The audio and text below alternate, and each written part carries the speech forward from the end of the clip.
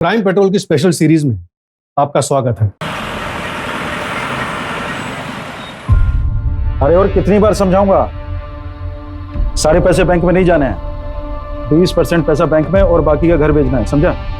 एक काम कर, तू इधर ही आ जा। मैंने 2 बंडल बना दिए हैं, सुबह बैंक में डाल देंगे।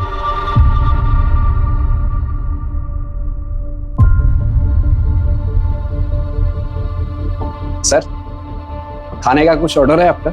क्योंकि 5 मिनट में किचन क्लोज हो रहा है। मैं किसी का वेट कर रहा था। ड्रिंक्स तो मिलेगा ना? हाँ सर, वो मिलेगा। अच्छा, तुम्हारी बेटी की किडनी का ऑपरेशन होना था, क्या हुआ उसका? अभी नहीं हुआ सर, थोड़ा सा पैसे कम पड़ रहे हैं। कितने कम पड़ रहे? सर, वो ऑपरेशन के लिए 50,000 रुपए कम पड़ रहे हैं। मैं 50,000 अभी भेजता हूँ, सबसे पहले ऑपरेशन कराओ, ठीक है? और जरूरत पड़ेगी तो मांग लेना। नंबर बोलो। सर 8034। चेक करना पैसे आए।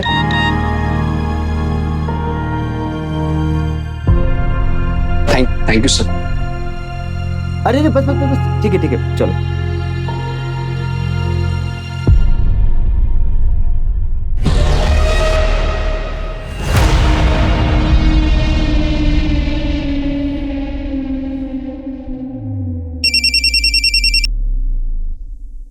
हेलो, बिजी आप?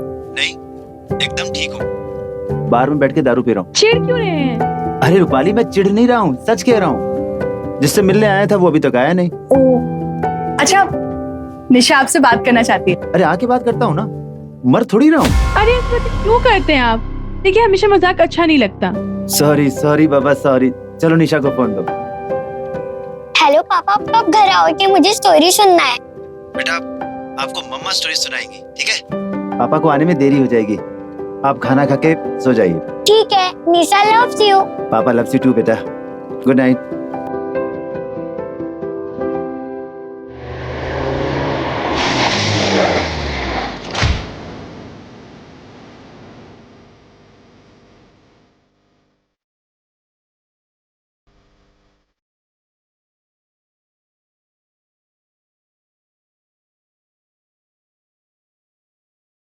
चले क्या रे? पहचाना मेरे को?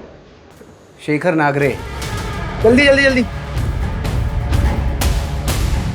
दूसरी थैली भी निकल, दूसरी थैली भी निकल, जल्दी निकल।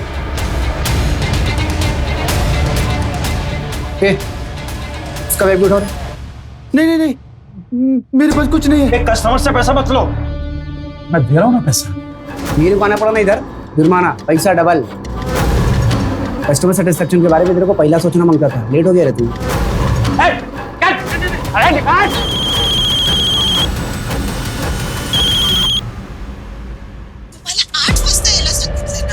साढ़े 11 बज गए हैं, अब अभी तक नहीं आए। कहाँ रह गए? डॉक्टर ने बोला है ना, वक्त पे दवाई खाने के लिए। आप जल्दी आइए। बोल क्यों नहीं रहे? मैं आ रहा हूँ।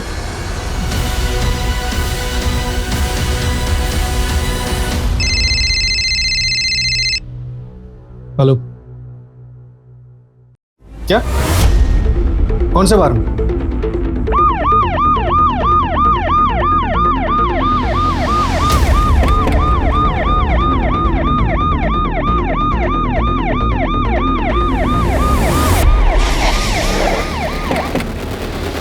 सर, मैंने फोन किया था।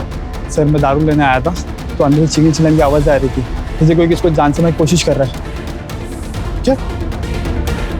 तुम यहीं रुको, चलो सर आओ।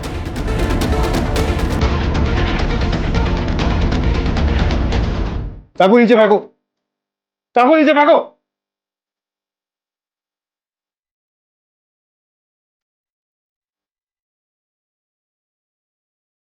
और चल,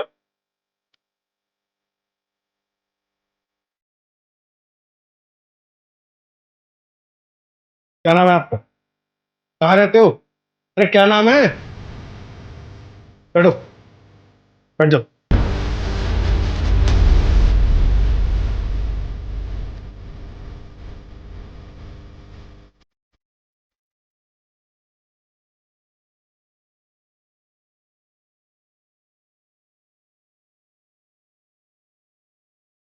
और सर। ये सारी तबाही इन्होंने की है? कैसे?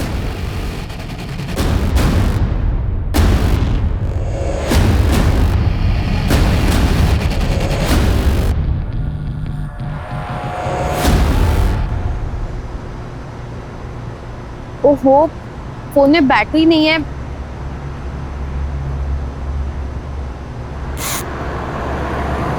कैश भी नहीं है। लिफ्ट ले लेती हूँ। Lift lift lift. Shrikant Joshi नाम है, इसके अलावा और कुछ नहीं बोल रहा। हमने मरहम पट्टी करवा दी। मर्डर वेपन वो चाकू ही है जो हमने श्रीकांत के हाथों से अपने कब्जे में लिया। लेकिन पवार, सवाल यह है कि इतने बुजुर्ग आदमी ये सब कुछ किया कैसे होगा? सर पे चोट का भी निशान है, तो शायद हाथापाई में लगी हुई। सर मर्डर वेपन पे श्रीकांत जोशी की उंगलियों के निशान भी तो हैं। मतलब ओपन एंड शट केस है सर। सर कहाँ है मेरे पति? किसने मारा है उन्हें?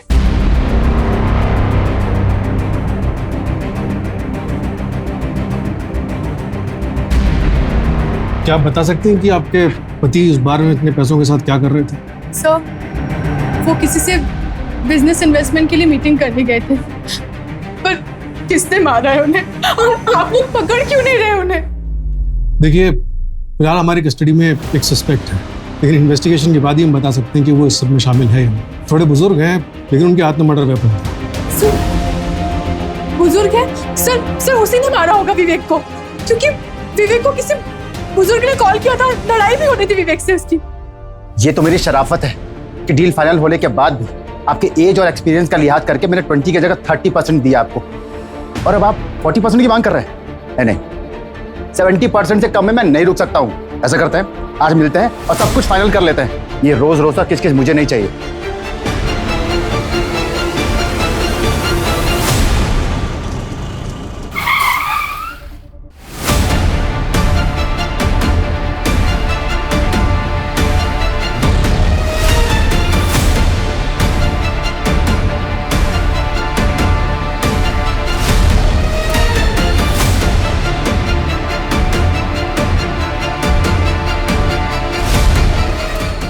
फिलहाल सर्कमस्टेंशियल एविडेंस तो श्रीकांत जोशी के खिलाफ है। मर्डर वेपन पे उंगलियों के निशान भी है, और अब तो विक्टिम की वाइफ भी डायरेक्ट एलिगेशन लगा रही है। ठीक है, मजिस्ट्रेट कोर्ट में पेशी करो और पुलिस कस्टडी के लिए रिक्वेस्ट करो। सर साहब, मेरे पति श्रीकांत उन्हें यहाँ क्यों लाए हैं? एक बार में मर्डर हुआ, उनके हाथ में मर्डर वेपन मिला है, क्राइम सस्पेक्ट है मामला। साहब, आप लोग कुछ भी बोल रहे हैं। उनकी उम्र तो देखो। आपको कुछ गलतफहमी हुई है। वो किसी को मार नहीं सकते, किसी को बुरा नहीं जा सकते। साहब, मुझे मेरे पति को मिलना है।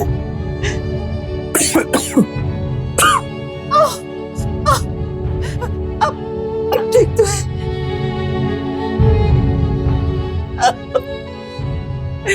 ये क्या हो गया? अब चिंता मत करिए, मैं हूं ना। मैं अभी इस वकील के पास जाती हूँ। तुमने कुछ खाया? दवा टाइम पे ले लो।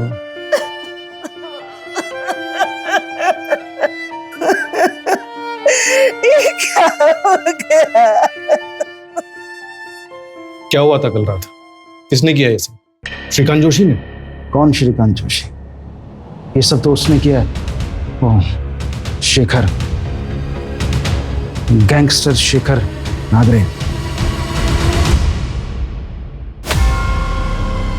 3 दिन पहले धमकी भरा फोन किया था उसने। बहुत नसीब वाला है रे तू। तेरी बाइक को अभी भी एकदम पटाखा लगती है। और वो तेरी छोकरी इधर एफसी रोड में पड़ती है ना, एकदम फुलझड़ी लगती है। देखो, मेरी फैमिली को बीच में मत लाओ। साफ साफ बोलो क्या चाहिए। बहुत समझदार है तू, सीधा मुद्दे पे आया। रोकड़ा चाहिए मेरे को रोकड़ा दे। तेरी फुलझड़ी और तेरी पटाखा दोनों सेफ रहेंगे। मेरा प्रोटेक्शन मिलेगा दोनों को। कितना? 2 बेटे। 2 पेटी? अबे एड़े, 2 बेटी मतलब तुम 3 लोग हैं ना, तो 2 2 2 6 हुआ। अबे लोड मत ले तू, राउंड फिगर 5 कर दे चल।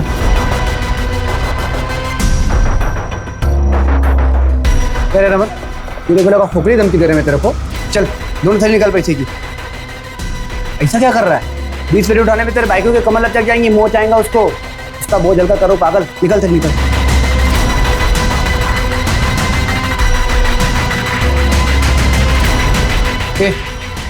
उसका बैग उठाओ। इधर भाग रहा है। अरे मुझे बचा लो अंकल, मेरी बीवी है, मेरी बेटी है। मैं निकालता हूँ।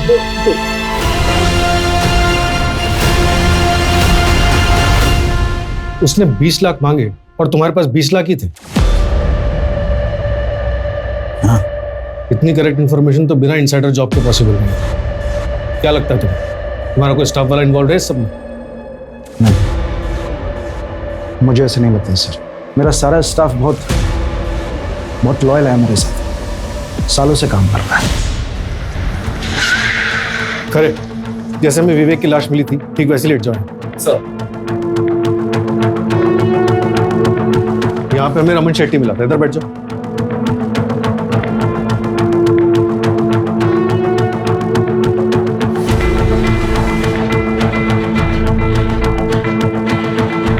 रमन शेट्टी का लाइन ऑफ विजन क्लियर नहीं है, वो नहीं देख पाया होगा क्या हुआ। सर मुझे तो लगता है ये सब कुछ श्रीकांत जोशी ने किया होगा, क्योंकि रमन शेट्टी इंजर्ड था, ठीक से समझ नहीं पाया होगा। चलो मान लिया रमन ठीक से समझ नहीं पाया, लेकिन पवार, श्रीकांत जोशी की उम्र देखो, उसकी हालत देखो, तुम्हें लगता है उसने किया होगा? जैसे आपको लग रहा है कि वो बूढ़े आदमी है, बुजुर्ग है, इस एज में इतना सब कुछ कैसे कर पाएंगे। एग्जैक्टली उसी थॉट प्रोसेस से रमन शेट्टी ने भी क्राइम सीन को जज किया होगा। और वैसे भी गैंगस्टर्स तो पहुंच गए थे, तो श्रीकांत जोशी को मदद मिल गई थी। एक मिनट, सीमा इधर, यहाँ वो वेटर अतुल मिला था, इधर बैठो।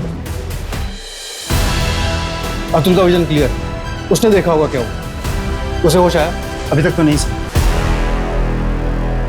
सर ये 20 रैंडम नंबर्स है जिनसे शेट्टी को कॉल्स आते थे।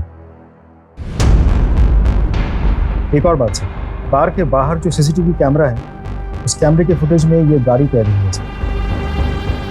ये गाड़ी तो मिल नहीं पाएगी, जाहिर सी बात है, नंबर फेक होगा। राइट सर, नंबर फेक है। तो फिर ये नंबर ट्रैक करो, पता करो कि गैंगस्टर कौन से नंबर से कॉल करते हैं। जी सर। तो सर श्रीकांत जोशी का क्या करना है? रमन शेट्टी का कहना है कि गैंगस्टर्स आए थे, और विक्टिम की वाइफ का भी कहना सही है कि आखिर विवेक को ही जान से क्यों मिला, वो भी मल्टीपल स्टाइल। रूपाली का कहना है कि विवेक का किसी बुजुर्ग आदमी के साथ झगड़ा हुआ, कहीं कुछ फिट नहीं बैठ रहा। खैर, FIR हुई है तो प्रोसीजर फॉलो करते हैं सब। शुरुआत करते हैं इन नंबर से और गाड़ी को ट्रैक करने से। और बवार, वो श्रीकांत जोशी को चाय वानी पूछते रहना सर।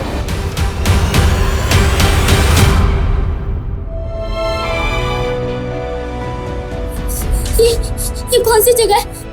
तुम यहाँ कब से हो? तुम्हारा नाम क्या है? शमिता, यहाँ से बाहर निकलने का कोई रास्ता है?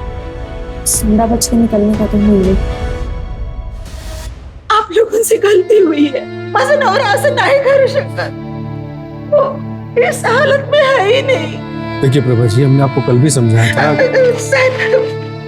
मैं उनकी मेडिकल फाइल लेके आई हूँ, वो मेंटली ठीक नहीं है, उनके ट्रीटमेंट शुरू है।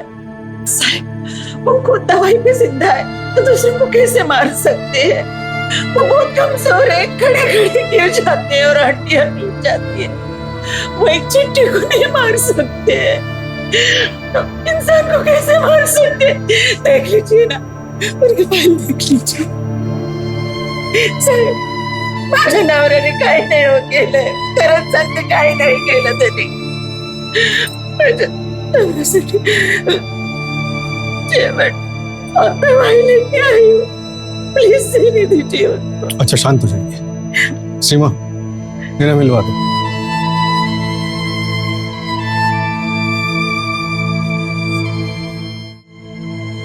आप भी कहिए ना, आप भी कहिए।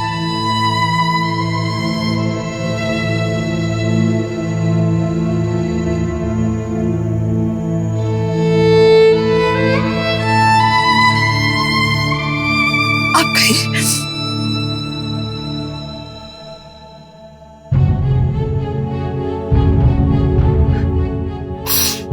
बाबा मैंने कुछ नहीं किया, मेरी किस्मत ही खराब थी कि मैं वहां गया। अब मत रोइए, अब मत रोइए, अब मत रोइए, मत रोइए। मैं जानती हूँ आपने कुछ नहीं किया। आपको दवाई भी तो लेनी है। कल रात को भी आपने दवाई नहीं खाई। ये लीजिए,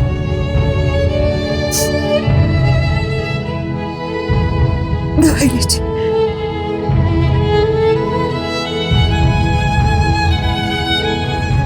जी ओके, थैंक यू सर। वो जो वेटर अतुल है उसे होश आ गया है, डिस्चार्ज कर दिया गया है।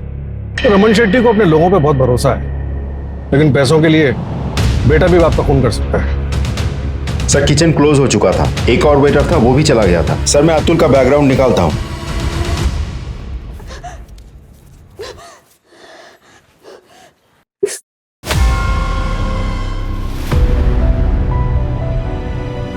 ये गैंगस्टर शेखर नागरे आखिर है कौन? पता नहीं सर, मैंने भी ये नाम पहले कभी नहीं सुना। न्यू एंट्री होगा। न्यू एंट्री है तो उसकी फास्ट एग्जिट कराते हैं, पता करो इसके बारे में। और एरिया के जितने भी हिस्ट्री शीटर और गैंगस्टर्स हैं सबको राउंड अप करो। Right sir. चल बता, कैसे प्लान किया ये सब? पूरे स्टाफ में एक तो ही है जिसे सबसे ज्यादा पैसों की जरूरत थी। सर आप कैसी बात कर रहे हैं सर? ये बात सच है कि मुझे मेरी बेटी के ऑपरेशन के लिए पैसे की जरूरत थी। शेट्टी सर ने मेरी कुछ मदद कर दी थी। 50,000 की और जरूरत थी तो विवेक सर ने मेरे अकाउंट में उस रात डाल दिए थे। आप हो सके तो मेरे अकाउंट में चेक कर लीजिए सर, मैं सच बोल रहा हूँ सर। तो फिर एक सच और बता, क्या हुआ था उस रात? क्या वो बुजुर्ग आदमी श्रीकांत जोशी ने विवेक को चाकू मारा था? बुजुर्ग आदमी? हाँ सर, एक कस्टमर था सर।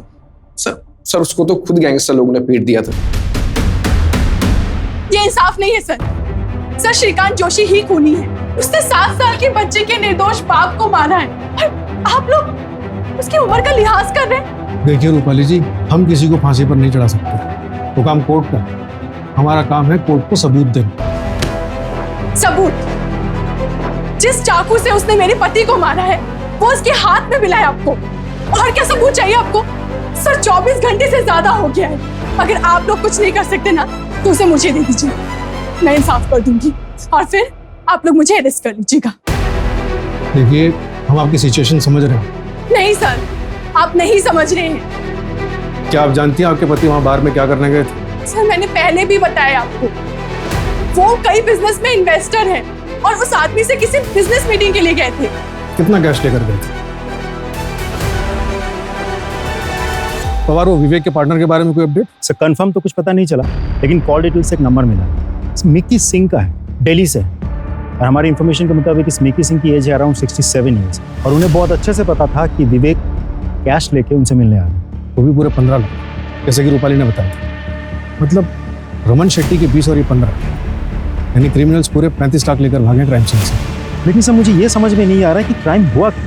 आई मीन टारगेट पे कौन, रमन शेट्टी या विवेक? कुछ तो है जो हमारे सामने नहीं आ रहा। रमन शेट्टी और उसके आदमी ने बताया था कि श्रीकांत ने बचाने की कोशिश की थी, मारने की नहीं। मैं निकालता हूँ तो हमारी जिम्मेदारी और बढ़ जाती, क्योंकि भले ही 100 गुनहगार बच्चा है, लेकिन एक बेगुनाह को सजा नहीं देनी चाहिए, और विवेक को भी इंसाफ करना चाहिए। पापा, आप इधर क्यों सोए हुए? पापा उठो ना। पापा चलो ना मुझे स्टोरी सुनाने। पापा। मम्मी पापा, मैं वापस आ रही हूँ। मम्मी पापा आप लोग मेरा इंतजार करना, मैं वापस आ रही हूँ। मम्मी पापा मरना है तो मैं ऐसे नहीं मरूंगी, मैं यहाँ नहीं मरूंगी। मम्मी पापा आपकी बेटी हार नहीं मानेगी, आपकी बेटी आएगी वापस, आपकी बेटी वापस आएगी। मम्मी पापा कोई है, मेरी मदद करो, कोई है?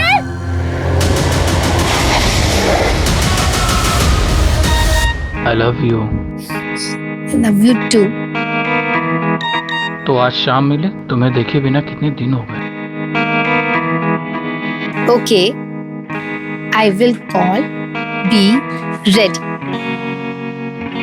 I am always ready. I love you. Love you too, bye.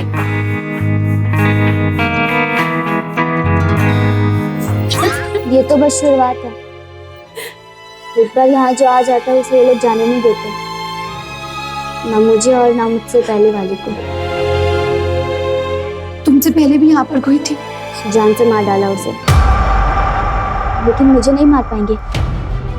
मेरे मम्मी पापा मुझे ढूंढने के लिए आने वाले हैं। मैं यहाँ से भाग जाऊंगी। कैसे भागोगी तुम? ये देखो,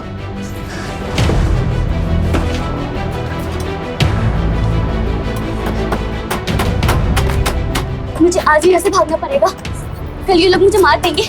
मार डालेंगे?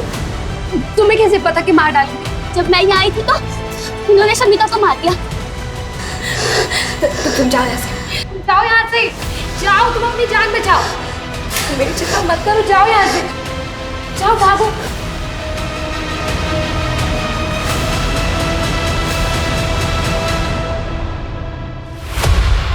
बोल दूसरी लड़की कहाँ गई? मुझे नहीं पता भाई, लगता है यहाँ से भाग गई। ढूंढ उसको, जा ढूंढ।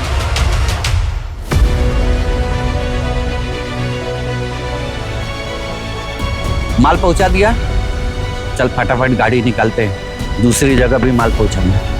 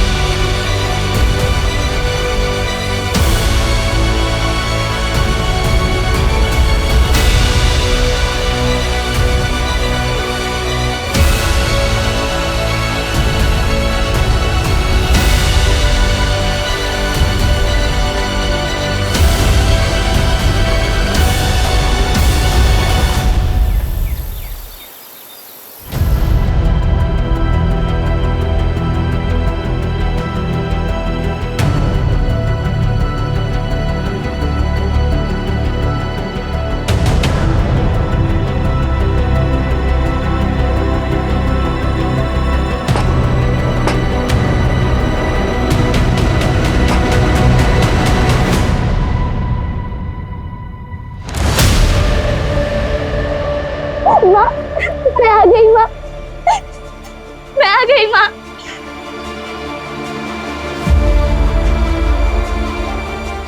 पापा, मैं आ गई पापा। माँ, माँ, पता मैंने आप लोगों को कितना मिस किया। मुझे तो लगा ही तो मैं आपसे दोबारा कभी मिल पाऊंगी। नैना, कहाँ थी तू इतने दिन? तुझे पता है मोहल्ले में सब लोग तेरे बारे में क्या कहते थे? क्या? यही कि तू धंधा। छी, मुझे बोलते हुए भी शर्म आती है। माँ, लोग तो कुछ भी कहेंगे, आपने कैसे मान लिया?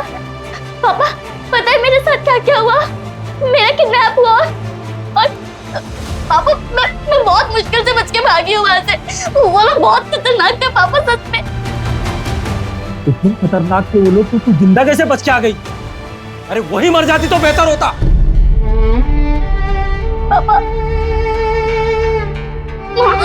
मैं क्या बोल रहे हैं? अपने भाई बहनों के बारे में भी नहीं सोचा? क्या मुंह दिखाएंगे दुनिया को?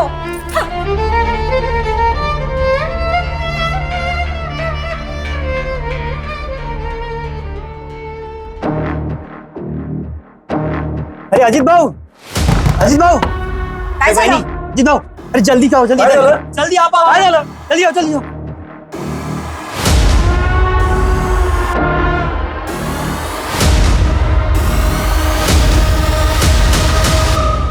सर, श्रीकांत जोशी को मैं अच्छी तरह से जानता हूँ, क्योंकि पिछले 1 साल से मैं ही उनका ट्रीटमेंट कर रहा हूँ। ये रही उनकी फाइल।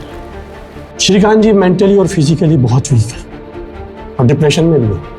उनकी बोन्स बहुत वीक हो गई हैं, उनकी बॉडी में विटामिन की बहुत कमी है। कोई भी डॉक्टर उन्हें देखकर ये नहीं कह सकता कि इस कंडीशन का पेशेंट कोई क्राइम कर सकता है। अभी आपकी तसल्ली के लिए मैं उनका हेल्थ सर्टिफिकेट बना के दे सकता हूँ। रूपाली जी, हमें FIR चेंज करना पड़ा। हम गलत आदमी पे शक कर रहे थे। श्रीकांत जोशी के खिलाफ हमारे पास कोई सबूत नहीं, हमें उन्हें छोड़ना पड़ेगा। तो सर, श्रीकांत ने नहीं माना तो किसने माना? फिलहाल हमारा शक गैंगस्टर शेखर नागरे पर है।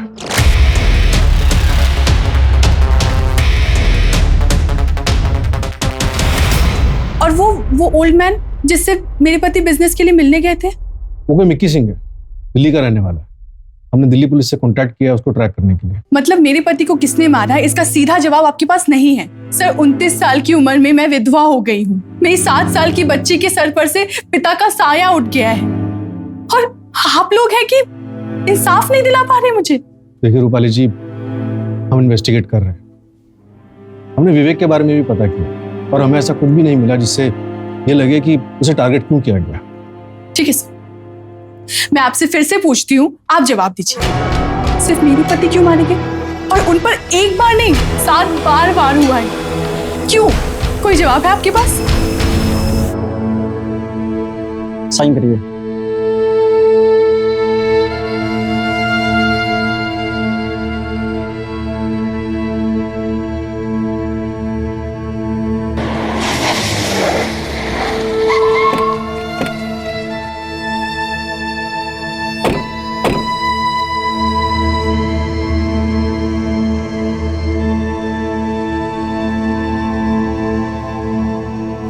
आप लोग रुकिए। मुकेश, इन्हें गाड़ी में घर छोड़ दो। Thank you sir.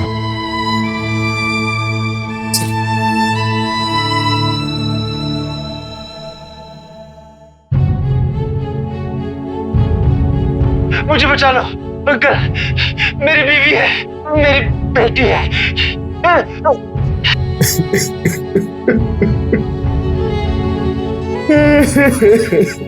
और जो कुछ हुआ उसमें आपकी कोई गलती नहीं है। काश सही समय पे सही कदम उठाया होता तो वह जिंदा।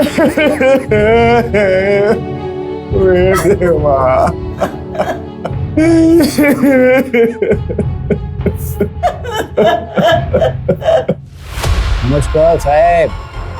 कौन बोल रहा है? बस क्या साहब, जिसको तुम ढूंढ रहे हो सामने से फोन किया तो पहचानते नहीं क्या? शेखर नागरे। हाँ, तो अभी एक मुद्दे की बात सुनो साहब। मेरा पीछा करना बंद कर दो, मैं तुम्हारे हाथ नहीं आने का। और अगर तुमको पकड़ना ही है ना तो शेट्टी के पीछे जाओ। 1 नंबर 2 नंबर बहुत पैसे उसके पास। और रहा सवाल उस विवेक का, तो उसके बारे में अफसोस करना बंद करो। कोई दूध का धुला नहीं था वो। क्या मतलब? साफ साफ बोल। साफ साफ तो बोल रहा हूँ साहब। चलो ठीक है, और साफ साफ बोलते मैं तुम्हारे। क्या है ना, मेरा पीछा करना बंद कर दो। मैं तो वैसे भी देश के बाहर जा रहा हूँ। मैं तो देश के बाहर चला जाऊँगा, लेकिन तो अपनी फैमिली के बारे में सोच। वो तो इधर ही रहने वाले ना। ए शेखर, क्या जो कुछ भी नाम है तेरा, मरना है तेरे को? डर नहीं लगता? हाँ, तेरी फैमिली की तरफ आंख उठा के भी देखा ना तो उधर ही ठोक डालूंगा तुझे। तेरी लाश भी नहीं मिलेगी तेरी फैमिली को। अपना यूएसपी तो यही है ना साहब, अपने कोई फैमिली नहीं है। और वैसे भी फैमिली ना कमजोरी होती है, पर तुम अपनी फैमिली के बारे में सोचना। हाँ सर, पता नहीं दिलेर है या बेवकूफ। बेवकूफ है। दिलेर होता तो हमारी जगह पर होता। नंबर ट्रैक पे डालो उसको। सर,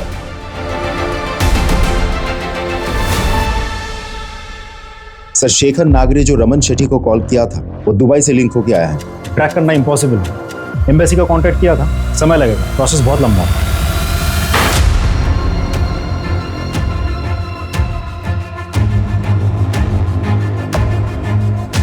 कदम सर, ये विवेक आप्टे मर्डर केस की फाइल है। इसे बाकी के कोल्ड केसेस के फाइल के साथ रख दो। Cold case? हाँ, क्या कर सकते हैं जब तक गैंगस्टर शेखर नागरे पकड़ा नहीं जाता। Sir,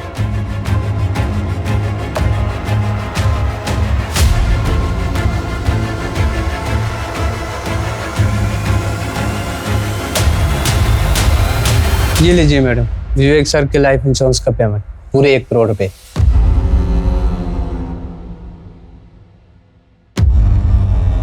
thank you. वेलकम।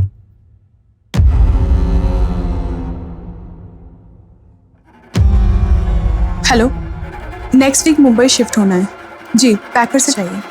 हाँ, कोटेशन भेज दीजिए। मम्मा, हम मुंबई क्यों जा रहे हैं? बेटा, मुंबई अच्छी जगह है, बड़ा स्कूल है, तुम्हें अच्छा लगेगा। पर हम तो यहाँ पर पापा के साथ रहते थे ना, मुझे उनकी बहुत याद आएगी। मुझे भी याद आएगी।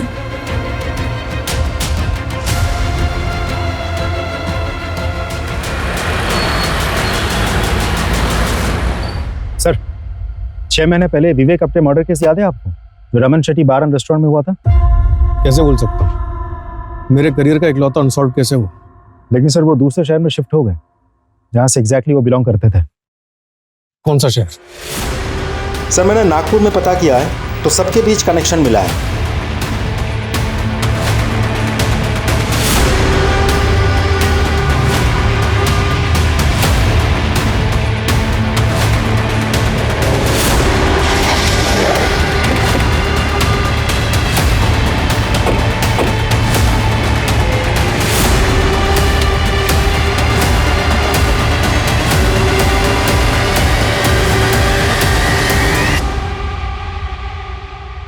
सर इन लोग को वापस से नागपुर में देखकर बहुत खुशी हुई और ये लोग बहुत हिम्मत वाले हैं। इन लोग की जगह और कोई फैमिली होता और उनके साथ में ऐसा हादसा हुआ रहता ना, मुंह छुपा के भाग जाते। नागपुर में कभी नहीं आते वापस आप। हादसा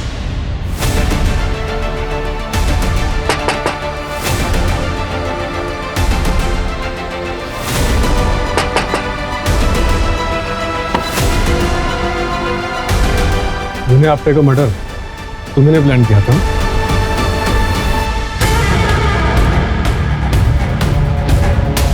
अरे मेरी बीवी है, मेरी बेटी है। बार का ओनर रमीन शेट्टी तुम्हारा पुराना दोस्त, वो भी यही नागपुर का। बार का वेटर अतुल जोशी तुम्हारा भतीजा है। दोनों हमारी हिरासत में। और विवेक को जो इंटरनेट कॉल किया गया था वो आपने किया था। ठीक है, आज रात में मिलते हैं शेट्टी बार में पैसों के साथ।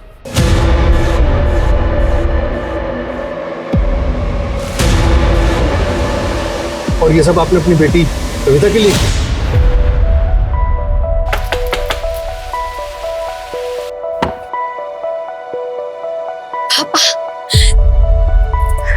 बेटा कहाँ थी अभी तक है? और ये सब क्या है? तो बेटा ये चोट कैसी लगी? ये कुछ नहीं है पापा, मैंने शादी कर ली पापा। अरे कब की और किससे की बेटा? मैं जल्दी आपको उनसे मिलवाऊंगी पापा। माँ, कविता कहाँ थी इतनी दिन? क्या कर रही थी? शादी कर ली तूने?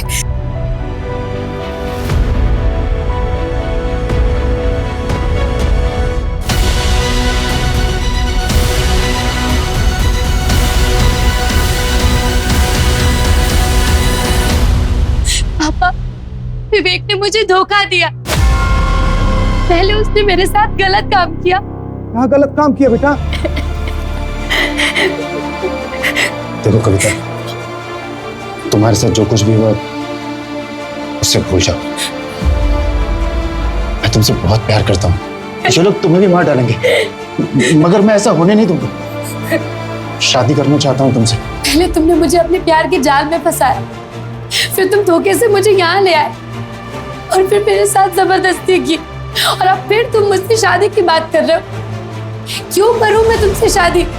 ताकि तुम यहाँ से जिंदा बच के जा सको, तुम और तुम्हारे माँ बाप समाज में सर उठा के जी सके।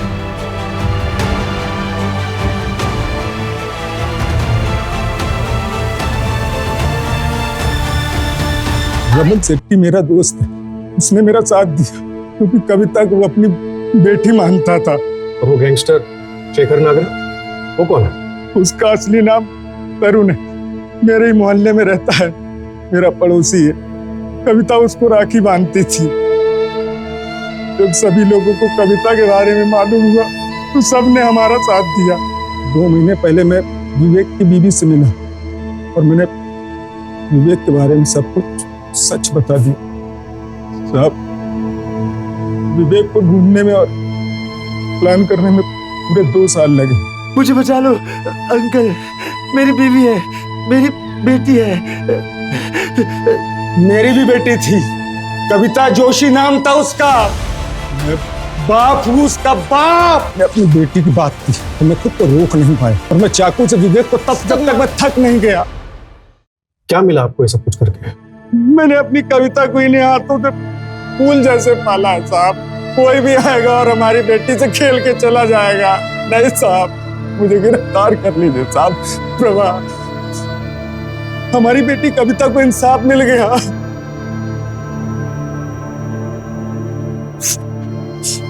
बेटा कविता, मैंने तेरे गुनाहगारों को सजा दे दी, अब तो तू खुश है ना?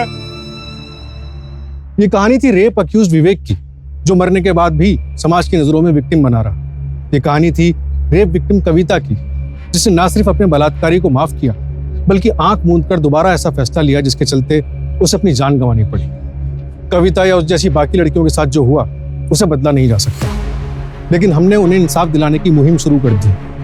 विवेक और उसके साथी हैबिचुअल सेक्स ऑफेंडर्स थे।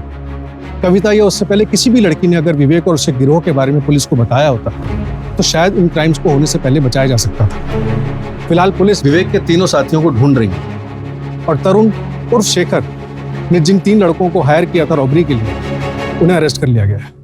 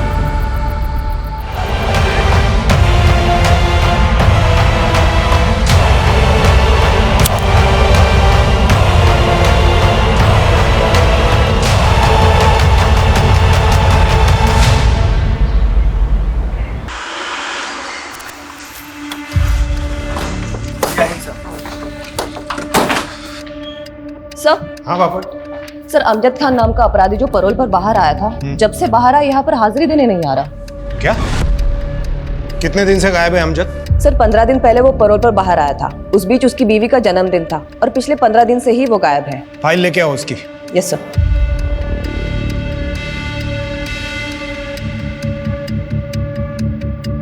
ओह माय गॉड, ये अमजद एक ड्रग एडिक्ट है। 10 साल पहले इसने ड्रग्स के नशे में अपने ही 2 बच्चों को गला घोटकर बेरहमी से मार दिया था।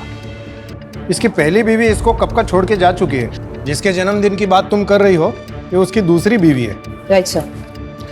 बापट, इस अमजद के बारे में इंफॉर्मेशन इतनी लेट क्यों दी? क्यों लोगों की जान खतरे में डाली? अब तक क्यों कोई एक्शन नहीं लिया? सर, हमने उसके वाइफ तारा के पास एक कांस्टेबल को भेजा है पता करने के लिए कि अमजद खान कहाँ है और क्यों। Sorry sir.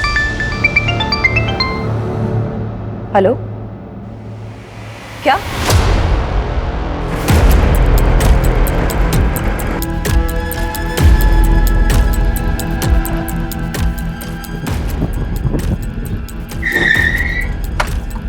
यहाँ पे दरवाजा तोड़ा।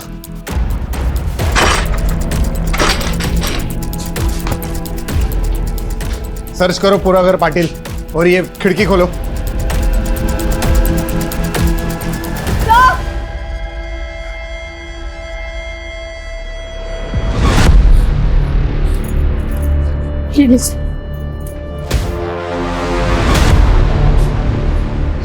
क्या वजह हो सकती है आपके बहन के आत्महत्या की? ये आत्महत्या नहीं है, मर्डर है। उसने मारा है मेरी तारा को। मैं तारा को कितना समझाती थी कि उस क्रिमिनल से शादी मत कर, लेकिन उसने मेरी एक भी नहीं मानी। और ये सब आखिरी बार कब बात हुई थी आपकी बहन से? तारा, उसने अपने खुद के 2 मासूम बच्चों का कत्ल किया है। तुम्हें वो क्या ही अहमियत देगा? तुम्हें इतनी सी बात समझ नहीं आ रही है कि 2 साल बाद बेल पर बाहर आने पर उसने तुमसे निकाह कर लिया, और इतने सालों में उसने तुम्हें दिया ही क्या है सिवाय तकलीफ के? हर बार आप इसी बात का मुद्दा क्यों बना लेती है? होगा दुनिया के लिए मुजरिम, मेरे लिए वो मेरा शौहर है और मैं उससे बहुत प्यार करती हूँ। इस प्यार के भूत को ना सर से उतार दो। इस 7 साल की शादी में वो सिर्फ 2 महीने तुम्हारा शौहर बन के रहा है। वो सिर्फ कातिल है, कातिल। और इस बात का इंतजार मत करना कि वो एक दिन तुम्हारी भी जान ले ले। वो अभी पैरोल पर बाहर आया है, लेकिन कितना वक्त दिया उसने तुम्हें? दिन रात सिर्फ नशे में धुत रहता है वो।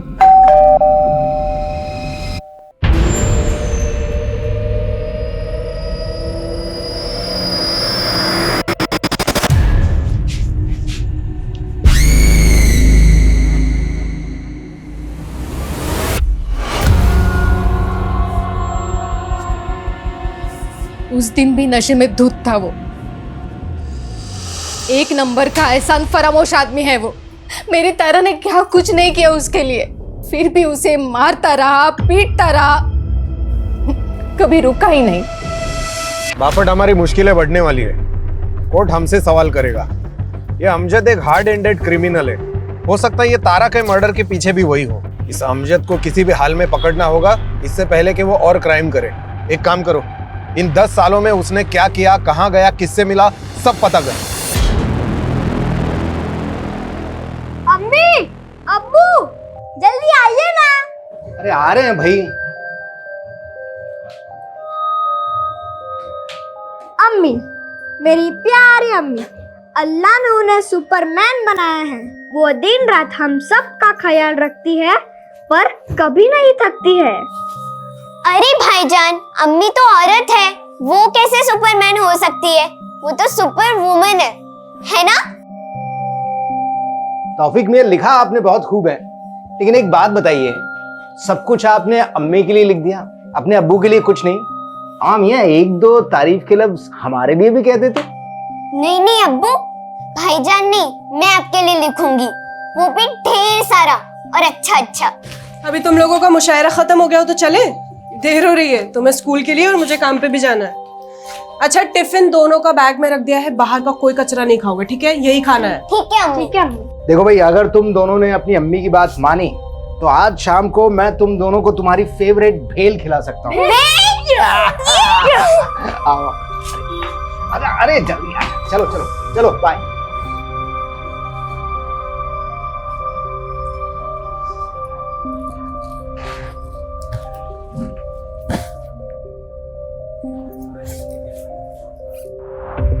सर, ये तारा की पोस्टमार्टम रिपोर्ट। सर, उसके शरीर में कोई सब्सटेंस, जहर या नशीला पदार्थ नहीं मिला। उसकी मौत गले की हड्डी टूटने से ही हुई है, लेकिन उसके गले पर उंगलियों के मार्क्स मिले। और स्टूल की हाइट? सर, स्टूल की हाइट और तारा की हाइट के अकॉर्डिंग फांसी का फंदा लगाकर लटकना नामुमकिन तो नहीं, लेकिन मुश्किल जरूर रहा होगा। मतलब पॉसिबल है तारा को पहले गला दबाकर मार दिया गया।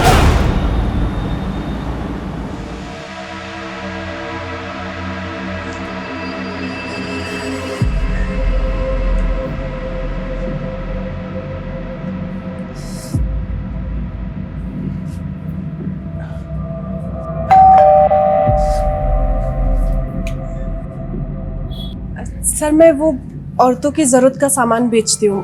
आपके घर में कोई औरत है तो प्लीज बुला दीजिए।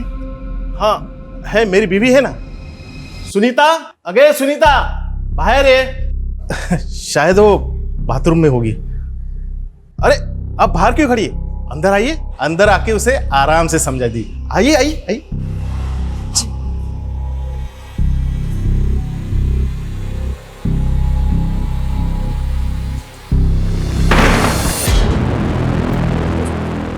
सर, वो आपकी वाइफ को बुला दीजिए। होगी तो आएगी ना। ले चाय भी। पुलिस को कॉल करें? 1 मिनट में साले की अकल ठिकाने आ जाएगी। नहीं नहीं, इससे बात घर तक चली जाएगी, सबा को पता चल जाएगा। अच्छा, ये ना उन्हें पता चल जाए कि उनकी बीवी किन हालातों में काम करती है। कम से कम काम तो ढूंढेंगे जल्द से जल्द। काम तो वो ढूंढ ही रहे, लेकिन उन्हें ये बात पता चलेगी ना तो मुझे भी घर बैठा देंगे। बच्चों की पढ़ाई, घर का खर्चा, ये सब कैसे चलेगा? मेरे बच्चों को अच्छे से अच्छी पढ़ाई मिले ताकि वो आगे जाके कुछ बन जाए। इसके लिए मुझे जो बर्दाश्त करना पड़ेगा ना, मैं कर लूंगी।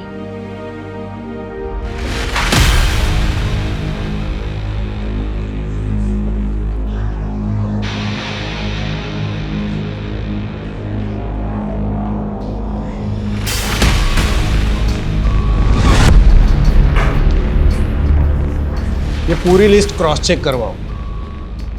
अरे पवार साहब, नमस्कार, बसा ना। सॉरी आपको इतने शॉर्ट नोटिस पे बुलाया। Thank you so much for coming. ये केस तो मुझे बिल्कुल अभी भी वैसे की वैसे याद है। 10 साल पहले मैं ही माइनर बच्चों के डबल मर्डर केस का इन्वेस्टिगेशन ऑफिसर था। मुझे कॉल आया कि मेरे एरिया में मास मर्डर हुआ है।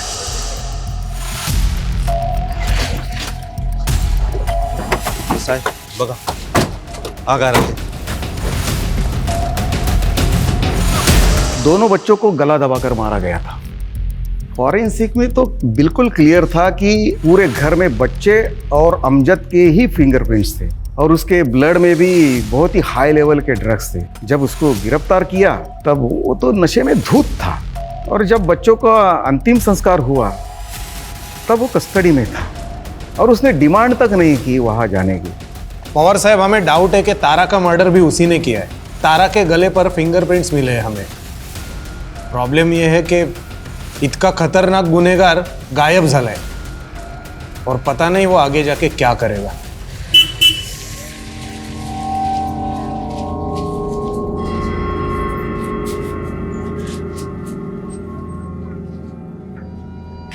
कहाँ थी? कब से फोन कर रहा हूँ, फोन ही नहीं उठा रही हो यार।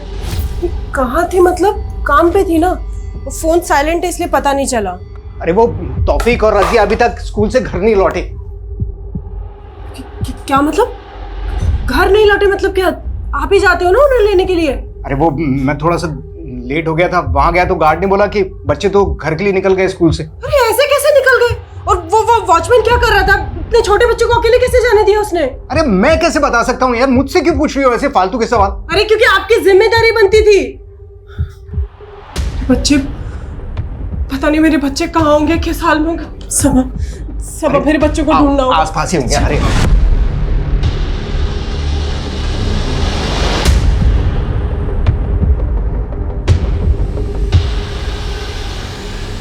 ठीक है सर, मैं फाइल भिजवाता हूँ आप जाए। बैठिए। सर ये तौफीक और रजिया हमारे बच्चे हैं सर। सर ये अभी तक स्कूल से घर नहीं लौटे। नहीं लौटे मतलब? बच्चे स्कूल से घर खुद आते हैं, कोई लेने नहीं जाता? कोई स्कूल बस या वैन? सर इनकी छुट्टी के वक्त मैं काम पे रहती हूँ तो सबा उनको लेने जाते हैं। आज इनको थोड़ी देर हो गई तो वॉचमैन ने उनको रोका ही नहीं, बस जाने दिया। किस स्कूल में पढ़ते हैं? सर मैंने दोनों बच्चों को रोकने की कोशिश की, दोनों बच्चों ने मुझे बेवकूफ़ बनाया और वहाँ से भाग गए सर, और मैं कुछ नहीं कर पाया। अंकल जाने दो ना, हम बड़े हो गए हैं, हम अपने घर खुद से जा सकते हैं। मुझे मालूम है तुम दोनों बड़े हो गए हो, पर अभी चुपचाप वहाँ बैठो। जब तक तुम दोनों को लेने नहीं आता तब तक वहाँ से हिलोगे भी नहीं। चलो बैठो। भाईजान भागो! अरे बच्चों, अरे बच्चों! बच्चों ने तुझे बेवकूफ़ नहीं बनाया, तो हमें बेवकूफ़ बनाने की कोशिश कर रहा है। यकीन कीजिए मेरा, सच बोल रहा हूँ मैं। सीसीटीवी फुटेज देखेंगे ना, सब पता चल जाएगा सच बोल रहा है या झूठ बोल रहा है। सीसीटीवी कैमरा तो लगा है ना? सर कैमरा लगे तो हैं पर काफ़ी टाइम से खराब है वो। तुम लोग ना स्कूल के आसपास देखो, अगर कोई सीसीटीवी है तो उसकी फुटेज निकलवाओ सर। और तुम अगर बाद में पता चला ना कि कुछ झूठ बोला तो लंबा अंदर जाओगे। सर सच बोल रहा हूँ, यकीन कीजिए मेरा। सर हमें सर ये स्कूल के पास का सीसीटीवी फुटेज मिला है, जिसमें बच्चे किसी आदमी से बात कर रहे हैं, लेकिन सर इसका चेहरा नहीं दिखाई देता। अगर इसी आदमी ने बच्चों को गायब किया है तो मतलब ये पहले से जानता था कि बच्चे स्कूल से घर अकेले जाने वाले हैं। है कौन ये आदमी? साहब इसमें चेहरा तो दिखाई नहीं दे रहा है, ऐसे कैसे पहचानूं ये कौन है? एक दूंगा ना कान के नीचे, सब याद आ जाएगा। सर यकीन कीजिए मैंने कुछ भी नहीं किया, मुझे कुछ भी नहीं मालूम सर।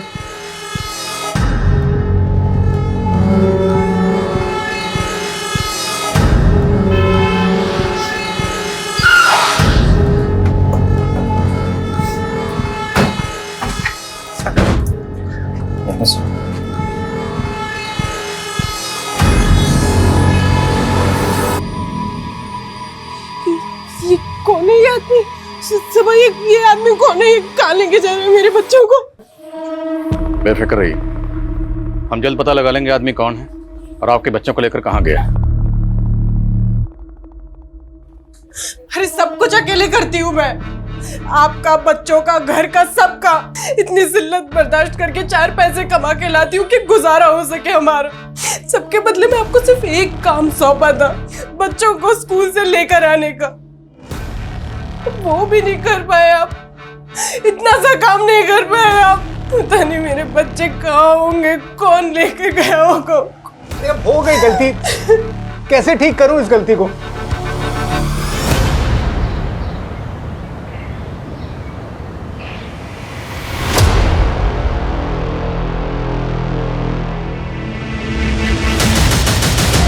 बच्चे, मैं मर जाऊंगी, मैं मर जाऊंगी, मैं मर जाऊंगी। संभाल खुद। मेरे बच्चों को मैं नहीं जी पाऊंगी। मेरे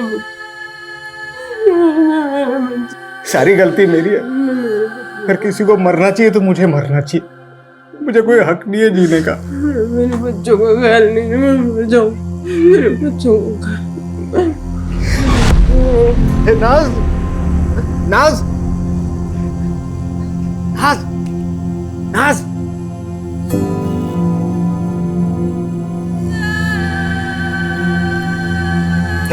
नाज, नाज।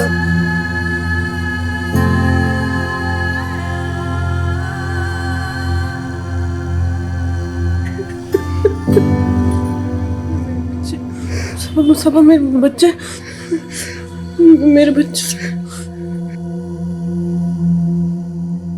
वाघमारे, उन दोनों के कॉल डिटेल्स मुझे आज के आज मिल जाने चाहिए। सर, हाँ सर, अमजद के बारे में पता चला है कि उसका सिर्फ एक ही दोस्त है, मलिक, जो 6 साल से उसके साथ जेल में था। दोनों एक ही बैरक में थे और वहीं पे दोनों की दोस्ती हुई।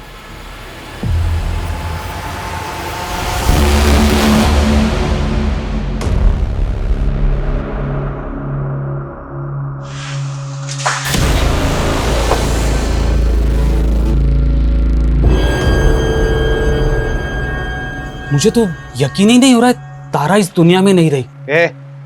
पता है हमें, अमजद और तू 6 साल जेल में एक ही सेल में थे। काफी अच्छी दोस्ती है तुम्हारी। चल बता, अमजद क्या प्लान कर रहा था आणि आता कुठे है तू? साहब, कुछ बोल नहीं सकते उसके बारे में, कोई भरोसा नहीं है उसका। वो कब क्या करेगा, बहुत उल्टी खोपड़ी का आदमी है वो।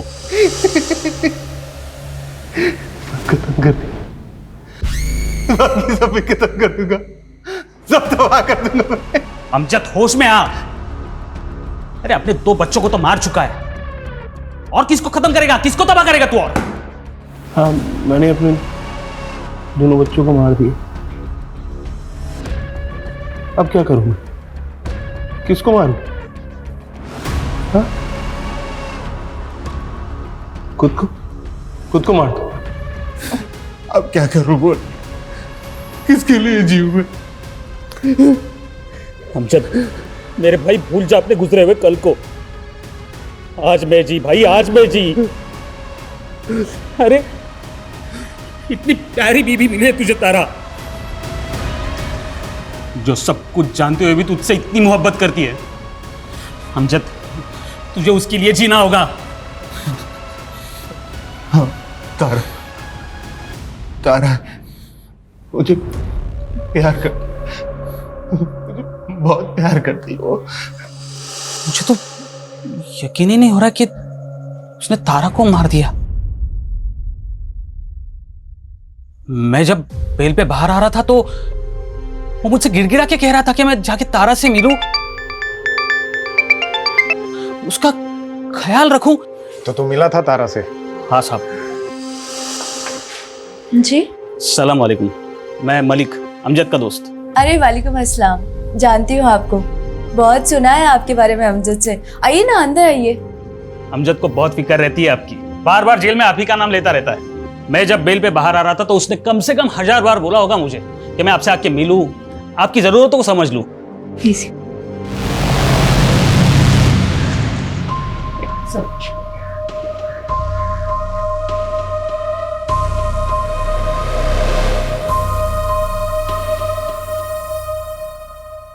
मलिक, ये अमजद जब पैरोल पर बाहर आया था तो दोस्ती का फर्ज निभाने तू मिला भी था ना उसे।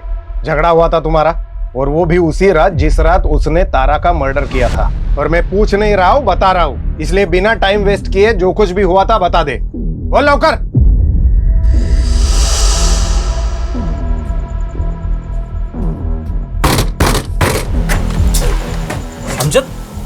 तू यहाँ? साली कमीने, दोस्त बोलता है मेरे को, पीठ में छुरा भोंक दिया दोस्त के। क्या बोला था? मेरी तारा का ख्याल रखना। गद्दारी करती है। अरे चुप कर साले नशेड़ी, कुछ भी बकवास करता रहता है।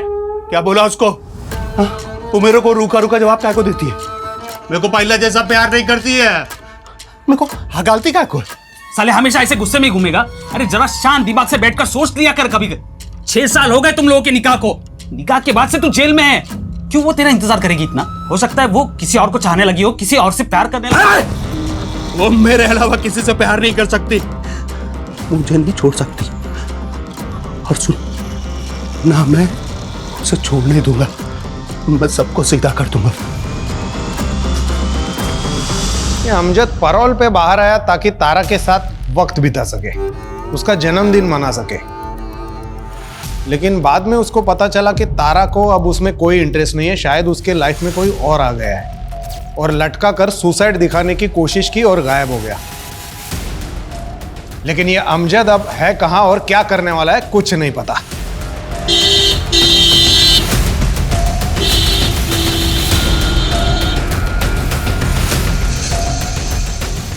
आप ऐसे अंदर नहीं आ सकते। क्या लगा रखा है आपने? हैं?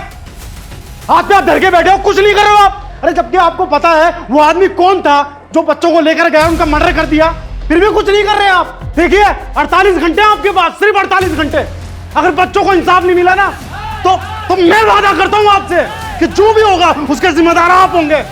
और ये आवाज सुन रहे हैं ना आप, और आवाज ये और ऊंची होती जाएगी, थमेगी नहीं, और फिर आप आंखें नहीं मूंद पाओगे। 48 घंटे। एक तो ये फवाद खान जैसे छुटभैया मोहल्ले के नेताओं ने और दिमाग खराब कर रखा है। अरे ये गली मोहल्ले के नेताओं की फिक्र नहीं है मुझे फिक्र है इस केस की। 2 मासूम बच्चों के मर्डर का केस है। चिंगारी को शोला बनने में वक्त नहीं लगेगा, ज्यादा वक्त नहीं है हमारे पास। स्कूल के आसपास एक एक आदमी से पता करो, किसी ने तो कुछ देखा होगा। सब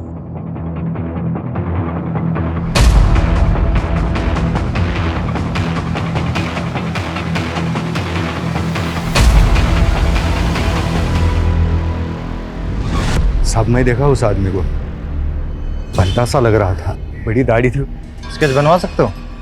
हाँ बनवा सकता हूँ। सर अमजद को आखिरी बार कोल्हापुर बस स्टैंड पर देखा गया था। मुझे लगता है शहर छोड़कर भाग गया होगा। लेकिन भाग कर गया कहां होगा? ठीक है, ये स्केच डिपार्टमेंट की साइट पे अपलोड करो, शायद कहीं से कोई इन्फॉर्मेशन मिले। किसी भी तरह से पता करो ये आदमी कौन है। तो छोटे मासूम बच्चों की मौत का मामला है, केस को हल्के में नहीं ले सकते। इस स्केच को बच्चों के घर वालों को दिखाते हैं, शायद वो बता पाए कि आदमी कौन है। सर नहीं सर, मैंने इसे कभी नहीं देखा। सर ये मेरे बच्चों को कैसे जानता है पता नहीं, हमारी दुनिया तहस नहस कर दी सर, सब उजाड़ दिया।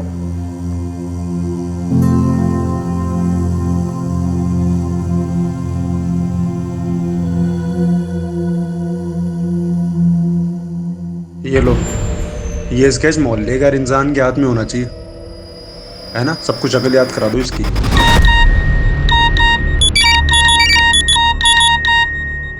तुम सबके सब लोग कर क्या रहे हो? सो रहे हो क्या? जो स्केच डिपार्टमेंट की साइट पे लोड होने के लिए बना था वो लोगों के मोबाइल में घूम रहा है, मैसेजिंग ऐप पर। कैसे लीक हुआ ये? हाँ तुम? Hello, what? Please thank you sir. जिस आदमी को आप ढूंढ रहे हो उसका नाम अमजद खान है।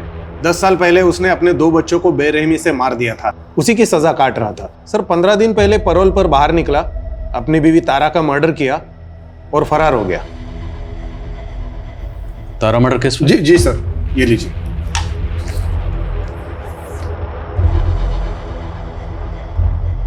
सर ये अमजद खान है और ये तारा उसकी दूसरी बीवी, और सर ये 2 बच्चे जिनको अमजद ने मार दिया था।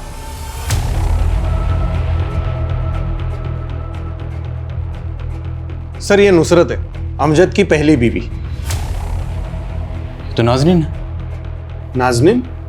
नहीं सर, ये नुसरत है, नुसरत आजमी, अमजद की पहली बीवी। जिन 2 बच्चों के अमजद ने मर्डर किए वो इसी से थे। नो नो नो, जिन 2 बच्चों के मर्डर में हम अमजद को ढूंढ रहे हैं, ये उन 2 बच्चों की माँ है, नाजनीन। सर, हमारे इन्वेस्टिगेशन में हमें पता चला कि अमजद अपने पहली पत्नी को बहुत मारता पीटता था। उन 2 बच्चों का मर्डर करने से कुछ दिन पहले उसने इसको बहुत मारा पीटा था और घर से बाहर निकाल दिया था, फिर बाद में बच्चों का मर्डर किया। मतलब ये नाजनीन पहले नुसरत थी, तो सबा से पहले ये अमजद की बीवी थी। सबा, मेरे पास अब ज्यादा वक्त नहीं बचा है। मेरे बच्चे मुझे अपने पास बुला रहे। मेरा तौफीक, मेरी रसिया अपनी अम्मी को अपने पास बुला रहे। सबा,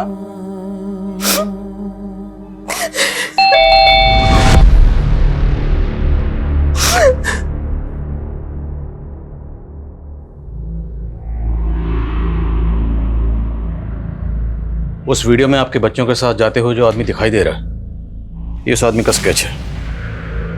आप पहचानती हैं इसे? सर, ये तो अमजद है। इसने मेरे बच्चों का कत्ल किया है। सबा, इसने फिर से मेरी गोद छूनी कर दी। ये शैतान मेरी जिंदगी से क्यों नहीं चाहता? सबा, क्यों नहीं चाहता? अरे शर्म नहीं आई तुझे?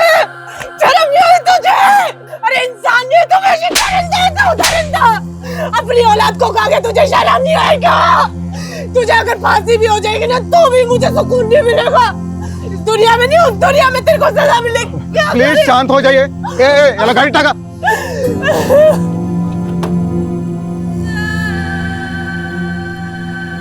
मैं उस इंसान के साये से भी दूर जाना चाहती थी, इसलिए मैंने उस घर से अपने बच्चों की यादें समेटी और वहां से निकल गई। और मैं फिर यहाँ आ गई, अपनी खाला के घर। सबा मेरी खाला के पड़ोसी थे। अमजद की औलाद तौफीक मेरी गोद में होते हुए भी सबा ने मुझसे मोहब्बत की, मेरे लिए निकाह का पैगाम भेजा।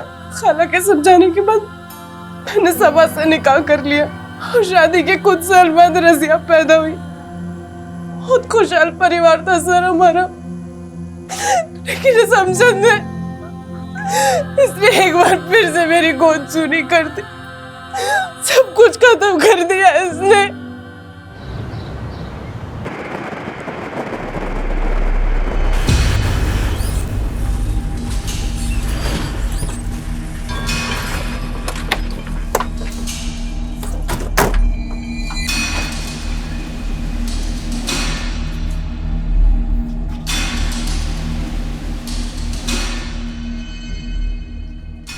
सुनिए। जी साहब। यह इस घर में अमजद रहता था, आप जानती हैं उसे? जी साहब, वो खौफनाक मंजर याद है मुझे। मैं यही थी। आज भी दहशत होती है उस वक्त को याद करके। दिन रात अपनी पत्नी नुसरत को मारते रहते थे वो। अमजद भाई मत मारिए इसे। गुस्से में उन्हें इस बात का इल्म भी नहीं होता था कि वो बेचारी पेट से थी। कभी कभी तो डर लगता था कि पिटते पिटते कहीं मर ना जाए। मैंने नुसरत को सलाह भी दी थी कि अमजद भाईजान को तुम दिखवाओ। दिखवाओ मतलब कहाँ दिखाओ? उस समय एक पीर का बहुत नाम था। कुछ 8-9 साल पहले इस इलाके में उन्हीं का जादू छाया हुआ था। और ये क्या नई कहानी है? कहानी नहीं है साहब, सच है। सब उसे फरिश्ता कहा करते थे। वो फरिश्ता मर्दों की मुसीबत हल करने के लिए दवा करता था। मेरे शौहर भी उन्हीं के मुरीद थे। मैं भी एक बार अपने शौहर के साथ उस जगह गई थी। साहब, हम अपनी परेशानी एक पर्ची पर लिखकर उस बूढ़े आदमी को देते थे और वो अंदर जाकर फरिश्ते को वो पर्ची देता था। फरिश्ता उस परेशानी का हल जवाब के तौर पर पर्ची पर ही लिख कर देता था, मगर कभी हमारे सामने नहीं आता था। वो बूढ़ा कहाँ है जो पर्ची लिखकर अंदर देता था? वो बूढ़ा साहब, वो तो कब का मर चुका है। आप भी तो गई थी ना उस फरिश्ते से मिलने, तो आपने देखा होगा, कुछ तो याद होगा आपको। नहीं साहब। और आपके शौहर, उनको लेकर गई थी ना आप वहाँ पे, उन्होंने देखा होगा, उनको कुछ याद होगा। नामुमकिन है साहब, और अगर मुमकिन है भी तो वो इस हालत में नहीं है कि आपको कुछ बता पाए। हैं कहाँ आपके शौहर? साहब, दारू की लत लगी है उन्हें। 24 घंटे नशे में रहते हैं वो। नमस्कार। हेलो, कुछ पूछना है आपसे। 10 साल पहले आप जिस फरिश्ते के यहाँ जाते थे उसका नाम या शक्ल या कुछ भी याद है? मैं अकेला थोड़ी जाता था, सब लोग जाते थे। तुम भी तो जाते थे उधर। दिमाग खराब है तुम्हारा? आज़ादा पी लिया है क्या? दिमाग भी मेरा ठीक है और याददाश्त भी ठीक है। मैंने बहुत देखा है वो फरिश्ते के वहाँ चक्कर काटते, बहुत देखा है तुम लोगों को मैंने। तुम लोग मतलब वर्दी वाले, पुलिस वाले? सब पुलिस वाले जाते थे उधर, देखा है। नाम क्या है उस पुलिस वाले का? नाम मुझे याद नहीं है। अगर वो आदमी सच बोल रहा है तो मतलब शर्म आनी चाहिए। एक पुलिस वाला एक ढोंगी के यहाँ चक्कर काट रहा था। वो ना खुद सिर्फ उस बात को मान रहा था बल्कि अंधविश्वास को बढ़ावा भी दे रहा था। गवाह है हमारे पास, चश्मदीद गवाह, जिसने कई बार आपको वो आपके फरिश्ते के यहाँ चक्कर काटते हुए देखा। और हमें यह भी पता है कि अमजद के बच्चों के मर्डर केस की तहकीकात आप ही कर रहे थे। वहाँ जाना, किसी को फॉलो करना, ये कोई क्राइम तो नहीं है? कोई क्राइम नहीं है। लानत, लानत है। लानत समझते हैं? एक पढ़ा लिखा पुलिस वाला अंधविश्वास में यकीन करता है। और दूसरी बात, आपका वो जो फरिश्ता है ना, उसका पूरा कच्चा चिट्ठा हमारे पास है। डिपार्टमेंट के आदमी हो इसलिए इतनी उम्मीद तो कर सकता हूं कि कोऑपरेट करोगे। करेंगे ना कोऑपरेट? सुनिए, पहले पूरी बात सुनिए। अमजद के बच्चों की तहकीकात करते वक्त कहीं वो उस फरिश्ते की श्रद्धा तो आड़े में नहीं आ रही थी ना आपके? ये बघा तावड़े साहब, मैं एक जिम्मेदार और बेदाग ऑफिसर हूँ और मैंने वही रिपोर्ट किया जो मैंने क्राइम सीन पर देखा। और मेरी जगह पर और कोई भी ऑफिसर होता तो वो भी वही कंक्लूड करता। लेकिन असली कंक्लूजन अभी बाकी है और वो हम निकालेंगे।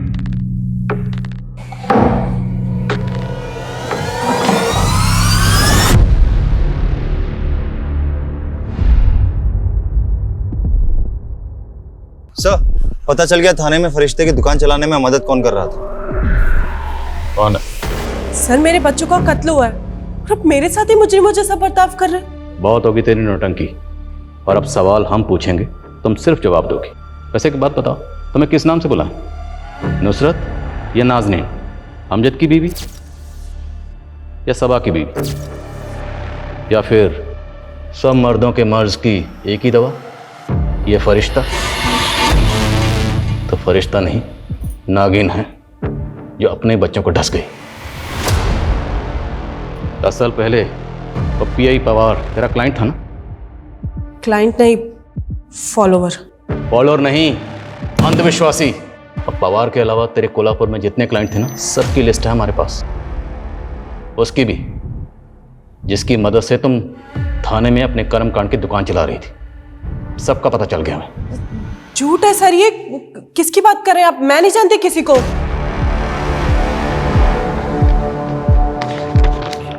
ये तेरा आशिक, जिससे तुम दिन में 10 बार बात करती थी, बार बार लगातार, जिसके साथ तेरा अफेयर था। 10 साल पहले तुमने अपने और अमजद के बच्चों का कत्ल किया और पीआई पवार के साथ मिलकर अमजद को ही फंसा दिया। और फिर कुछ दिन पहले यहाँ आकर अमजद के बेटे तौफीक और सबा की बेटी रजिया का कत्ल किया और एक बार फिर से अमजद को फंसा दिया। क्योंकि तुम जानती थी अमजद जमानत पर बाहर आया है, उस पर पहले ही अपने बच्चों के मर्डर का केस चल रहा है, तो इस बार भी पुलिस का शक उसी पे जाएगा, जबकि मर्डर किया तुमने। बोल, क्यों खा गई बच्चों को? मैं अपनी ताकत बढ़ाना चाहती थी। तौफीक और रजिया, उनको भी पावर बढ़ाने के लिए मारा? मैं कोल्हापुर की तरह थाने में भी लोगों की मदद करना चाहती थी फरिश्ता बनकर, पर ये मैं अकेले नहीं कर सकती थी, मुझे किसी की ज़रूरत थी। फिर एक दिन मुझे फवाद मिला। हमारे पास तेरे खिलाफ बहुत सारे सबूत हैं। तेरी कार भी उसी एरिया में मिली जहाँ बच्चों का मर्डर हुआ, उनकी बॉडी मिली। तो चल अब सच सच बता, तौफीक और रजिया को क्यों मारा? मैं नाज़नीन से प्यार करता था। 10 साल पहले जब मैं उसके पास अपनी मुश्किलों का हल मांगने गया था, तब तुमने कुछ गलत काम किए हैं जो तुम्हें कामयाब नहीं होने दे रही। सलाम चाचा। सलाम। रुको रुको। अरे उनके बताए उपाय से काम हुआ है मेरा। रिश्ते का हाथ चूमकर शुक्रिया अदा करूंगा, बस कुछ नहीं। चाचा जाने कर दूंगा। जाने दीजिए। ऐसी जहनी और करिश्माई औरत मुझे जिंदगी में नहीं दिखी, पर एक दिन पता चला वो कहीं चली गई। फिर कुछ समय बाद वो मुझे यहाँ थाने में मिली। मैं उसे खोना नहीं चाहता था, इसलिए मैंने उसे अपने प्यार के बारे में बताया। फवाद, मैंने फिर से वो ख्वाब देखा है, बच्चों की कुर्बानी देनी होगी, उससे मेरी ताकत में इजाफा होगा। लेकिन उसके बाद हम निकाह कर लेंगे। मैं तुमसे और दूर नहीं रह सकता। मुझे पता था अमजद पैरोल पे बाहर आया है, उसकी बीवी ने खुदकुशी कर ली है। मैं जानती थी वो मुझे मिलने और अपनी औलाद तौफीक को देखने जरूर आएगा। वो जब मैं जेल गया था तो तुम पेट से थी ना? क्या हुआ था बता ना। बेटा हुआ था। कहाँ है? मेरा है एक बार। ठीक है, बच्चे अभी स्कूल गए, 12:30 बजे छूटेंगे। फवाद, जिस मौके की हमें तलाश थी वो मौका खुद चल के हमारे पास आ गया। सबा हमेशा बच्चों को लेने देरी से पहुंचता था और बच्चे स्कूल से निकल गए और मेरी तरकीब काम कर गई। तौफीक बेटा, मैं अमजद हूँ, तुम्हारी अम्मी का दोस्त। ये चॉकलेट ले लो। नहीं, हमें कुछ नहीं चाहिए। थोड़ी दूर पर हमारे अब्बा हमें मिल जाएंगे, आप जाइए।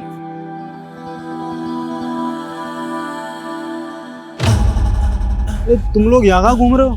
तुम्हारी अम्मी तुम्हें कब से ढूंढ रही है, परेशान हो रही है। आओ मैं तुम्हें छोड़ देता हूँ, चलो।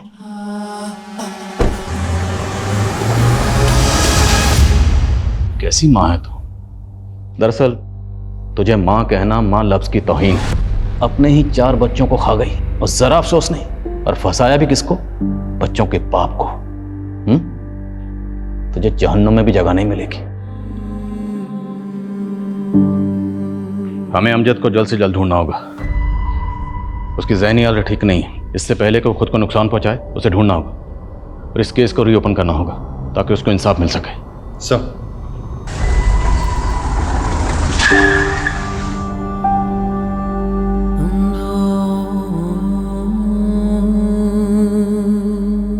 अमजद सच बोल रहा था। उसने गुस्से में तारा की गर्दन पकड़ी जरूर थी, पर उसने तारा को मारा नहीं था। तारा ने खुदकुशी की थी। एक अंधविश्वासी औरत ने अमजद जैसे बेगुनाह इंसान को एक बार नहीं बल्कि 2 बार झूठे जुर्म में फंसाने की कोशिश की। हालांकि पहली बार सच को सामने आने में इतना ज्यादा वक्त लग गया जिसके चलते अमजद की जहनी हालत पूरी तरह से बिगड़ चुकी। पर अब केस रीओपन हुआ और हम पूरी कोशिश करेंगे कि अमजद को इंसाफ मिले। इस स्पेशल सीरीज में हम ऐसी ही कई और हैरत अंगेज और दिल दहला देने वाली कहानियां लेकर आते रहेंगे, जो कल्पना से भयानक सच और सबक दोनों हमारे सामने रखेंगे। जय हिंद। क्राइम पेट्रोल्स के और भी दिलचस्प कहानी देखने के लिए हमारे चैनल को सब्सक्राइब करें और बेल आइकॉन दबाना न भूलें।